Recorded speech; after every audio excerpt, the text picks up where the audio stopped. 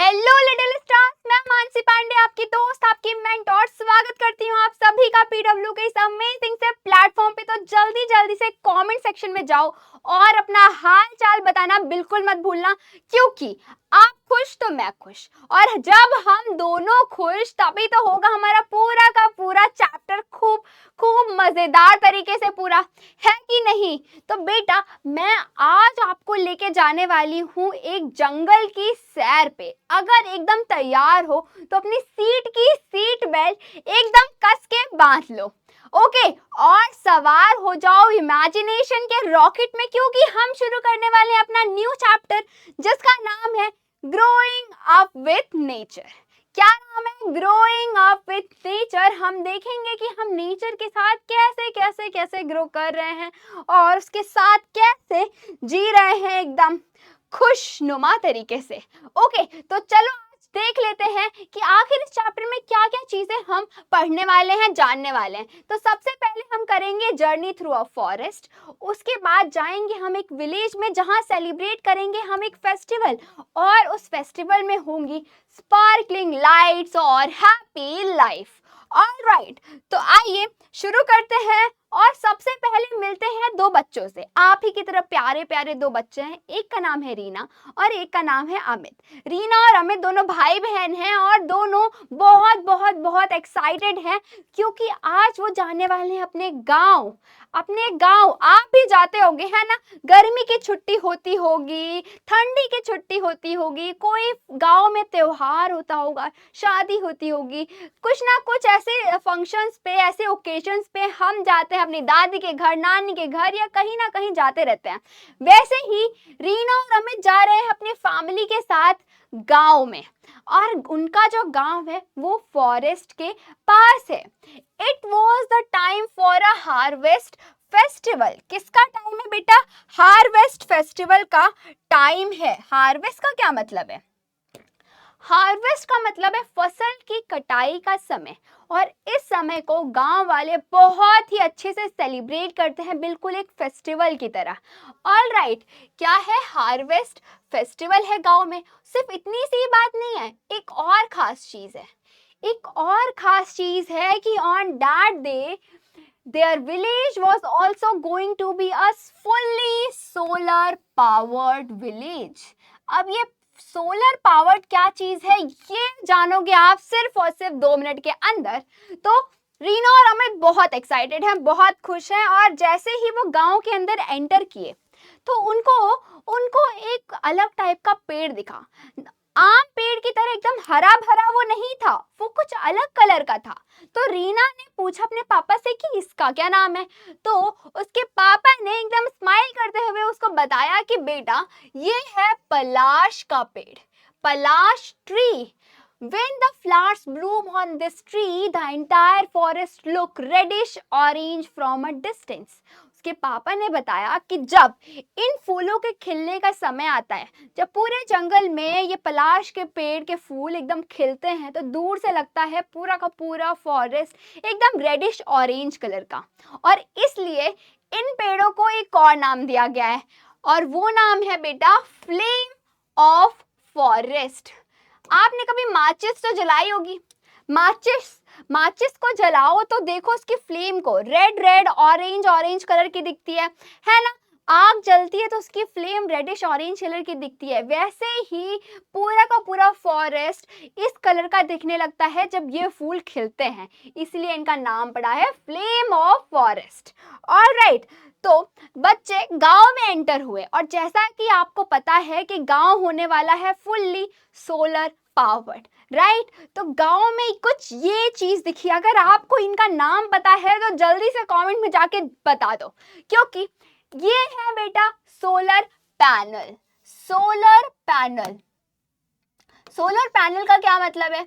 ये क्या करते हैं? ये जो सोलर पैनल है ये यूज करते हैं सनलाइट को टू मेक इलेक्ट्रिसिटी। इलेक्ट्रिसिटी बनाने के लिए ये सनलाइट का यूज करते हैं। Okay, this electricity runs fan, bulb. इस इलेक्ट्रिसिटी से हम फैन चला सकते हैं, बल्ब जला सकते हैं, लाइट जला सकते हैं, टीवी चला सकते हैं, और भी बहुत कुछ हम कर सकते हैं। और खास बात क्या है, ये जो है ये एक क्लीन एनर्जी है, यानी इससे कोई पॉल्यूशन नहीं होता है। और क्या खास चीज है, ये रीन्यूएबल सोर्स ऑफ एनर्जी है, यानी अनलिमिटेड है, कितना भी यूज करो, करते जाओ करते जाओ करते जाओ, ये हमेशा हमारे लिए अवेलेबल रहेगी। और इसके अलावा एक होती है नॉन रीन्यूएबल एनर्जी, जो लिमिटेड होती है और ज्यादा यूज किया तो एकदम खत्म हो जाएगी। और ऐसी ही एनर्जी यानी कोल और पेट्रोलियम, इनको बचाने के लिए हम सोलर एनर्जी का यूज कर रहे हैं। ओके, तो गांव में हो रही थी बेटा सजावट, क्योंकि ऑफ कोर्स किसका सही टाइम है, फेस्टिवल का टाइम है और सेलिब्रेशन का टाइम है, तो गांव में साज सजावट होना तो एकदम बनता है। तो गांव में लग चुके हैं झालर, दीवारें घरों की हो चुकी है पेंट और उनमें हो चुकी है कलाकृतियां बन चुकी हैं। यहाँ पे कुछ लोग स्टैचू बना रहे हैं, कुछ घर के सामान ठीक कर रहे हैं।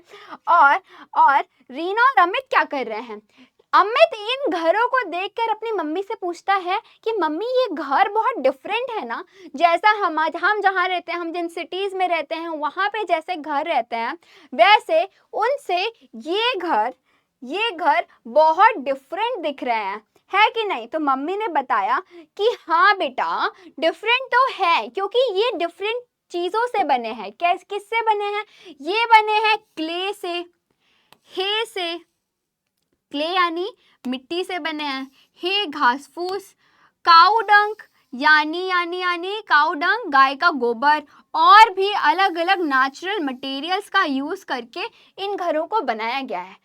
और अमित ने कहा कि इन पे जो ड्राइंग की गई है, इन पे जो पेंटिंग की गई है वो भी बहुत सुंदर है। तो उसकी मम्मी ने बताया कि वो तुम्हारी ग्रैंड मदर यानी तुम्हारी दादी ने बनाई है, वो भी नेचुरल चीज़ों का यूज़ करके बनाई है।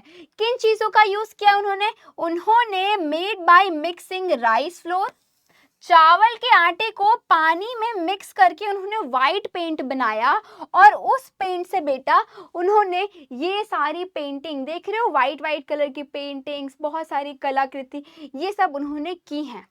तो अमित और रीना दोनों अंदर खेल रहे थे, तभी उन्होंने दादी को देखा कि वो कुछ कुछ ड्राइंग कर रही हैं कपड़ों पे, कुछ कुछ तो बना रही हैं।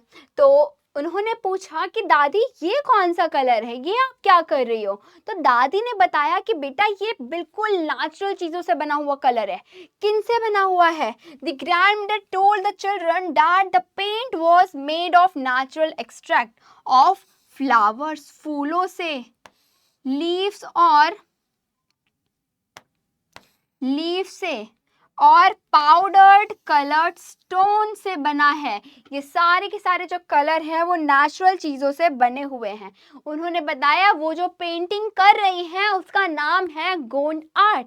अब ये गोंड आर्ट क्या होती है, तो आओ जानते हैं। Gond art is a form of painting on wall using natural colours. Natural colour का यूज करके वॉल पे एक ऐसी पेंटिंग बनाई जाती है। किसकी पेंटिंग बनाई जाती है गोंड आर्ट में, गोंड आर्ट में the artist make pictures of nature like trees बना सकते हैं, एनिमल्स बना सकते हैं, बर्ड्स बना सकते हैं,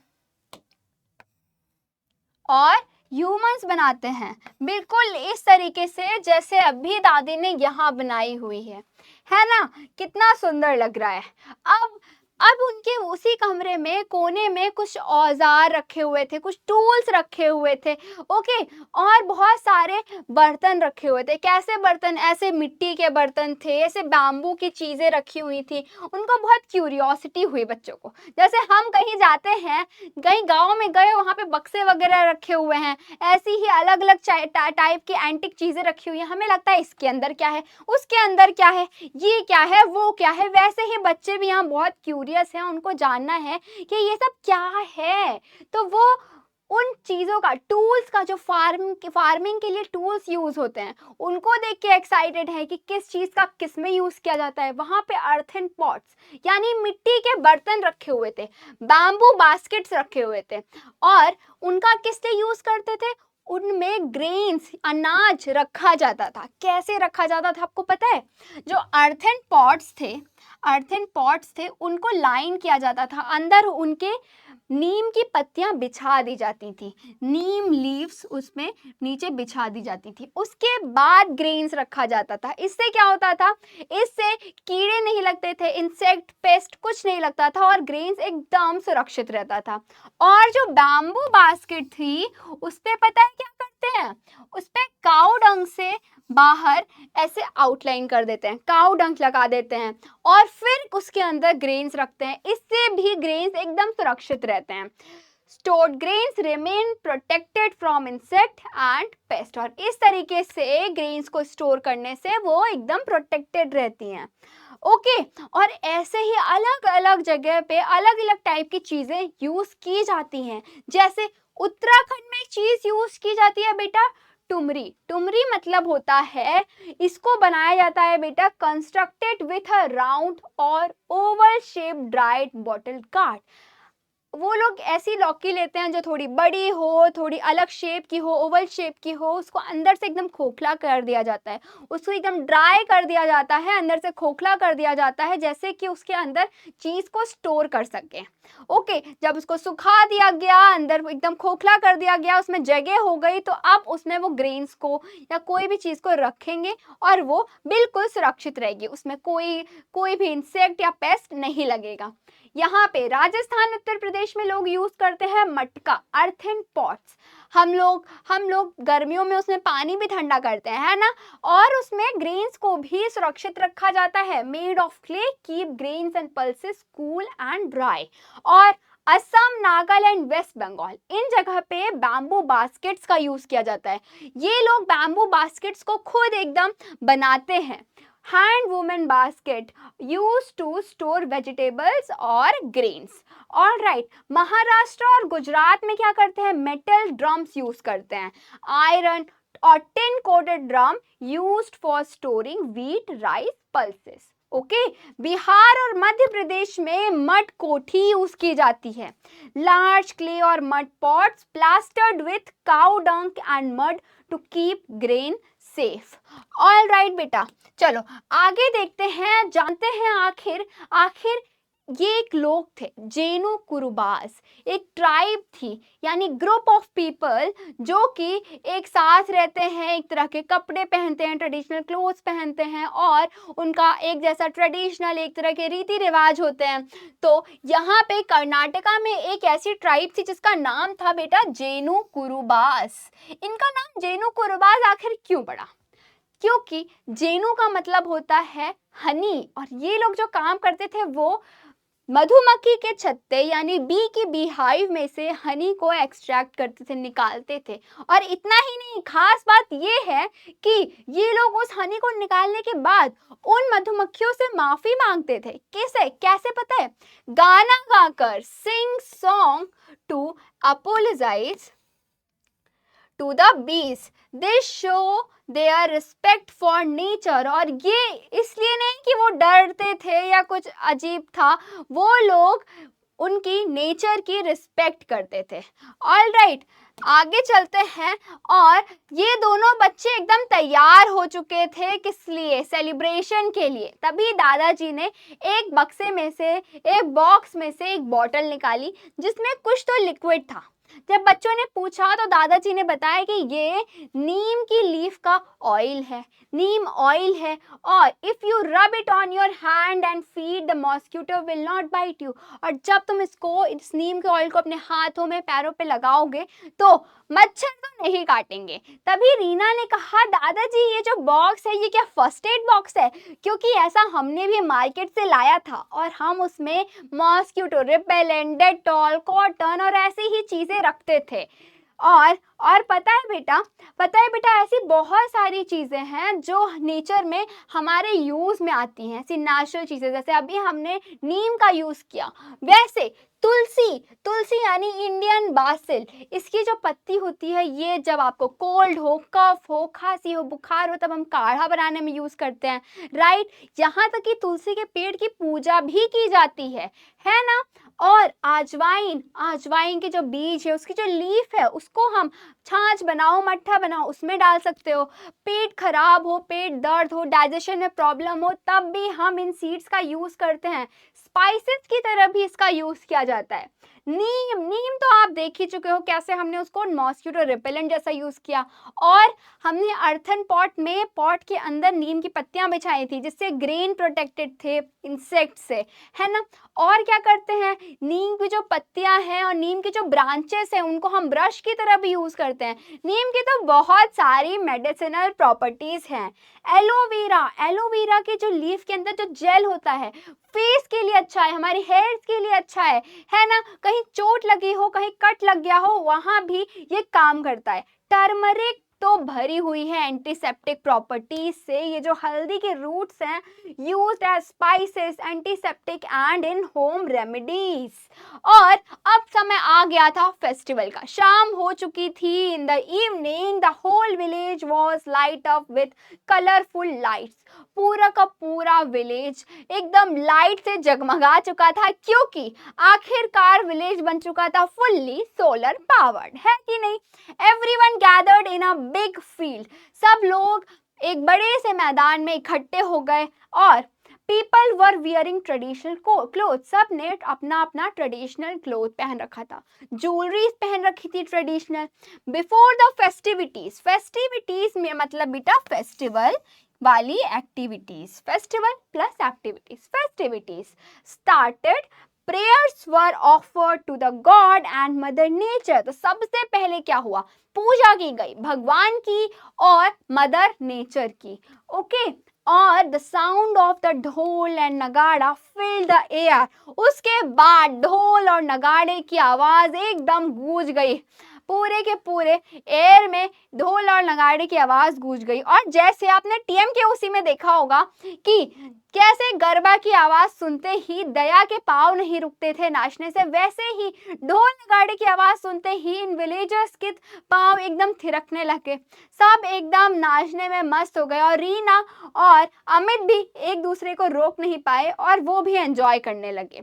Reena and Amit were amazed at the beautiful connection the people of their village had with nature. ये देख के कि कैसे पूरे विलेज के लोग नेचर के रिस्पेक्ट कर रहे हैं, नेचर से इतने जुड़े हुए, इतने कनेक्टेड हैं, ये देख के रीना और अमित दोनों ही बहुत अमेज थे। उनको लगा हम और क्या क्या चीज़ें कर सकते हैं नेचर के लिए। उन्होंने बहुत अच्छी अच्छी चीज़ें सोची, ये मैं आपको एंड में बताऊंगी।